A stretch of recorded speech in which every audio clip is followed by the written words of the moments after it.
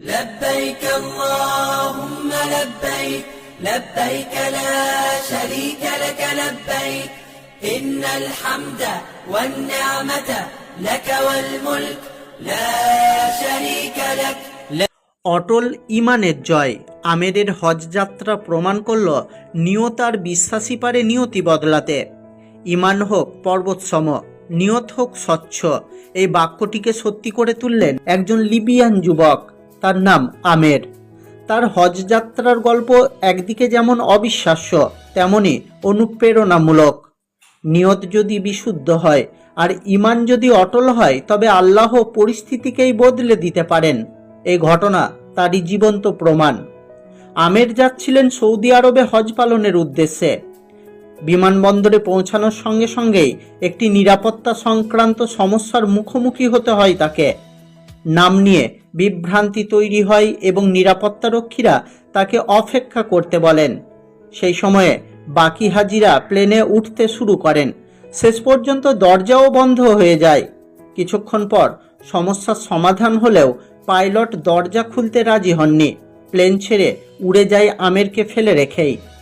নিরাপত্তা অফিসার তাকে সান্ত্বনা দিয়ে বলেন, হয়তো এটা আপনার কপালে ছিল না। কিন্তু আমের আত্মবিশ্বাসের সঙ্গে জবাব দেন, আমার নিয়ত হজের, ইনশাল্লাহ আমি যাবই।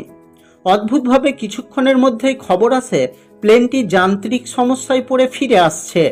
সবাই ভাবল এবার আমের সুযোগ পাবে, কিন্তু বিমানের মেরামতের পরও পাইলট তাকে প্লেনে চাপতে দিলেন না। দ্বিতীয়বারও প্লেন উড়ে গেল। আবারও অফিসার বললেন, হয়তো আপনার ভাগ্যে ছিল না। কিন্তু আমের অটল। তিনি বলেন, আমার নিয়ত হজের, ইনশাল্লাহ আমি হজ করতে যাবই। অবশেষে দ্বিতীয়বার খবর এলো আবারও প্লেনের সমস্যা হয়েছে। এবার পাইলট নিজেই বললেন, আমি আর উড়ব না যতক্ষণ না আমের প্লেনে ওঠে। আমের শেষ পর্যন্ত প্লেনে উঠলেন এবং সৌদি পৌঁছে একটি ভিডিও বার্তায় নিজের আনন্দ ভাগ করে নিলেন। এই ঘটনা শুধু এক ব্যক্তির নয়, বরং হাজারো মানুষের জন্য এক নির্ভরতার বার্তা। আল্লাহর একটি নাম আল কাউহার, অর্থাৎ তিনি সব কারণ উপকরণকে পরাস্ত করে নিজের ইচ্ছা পূরণ করেন।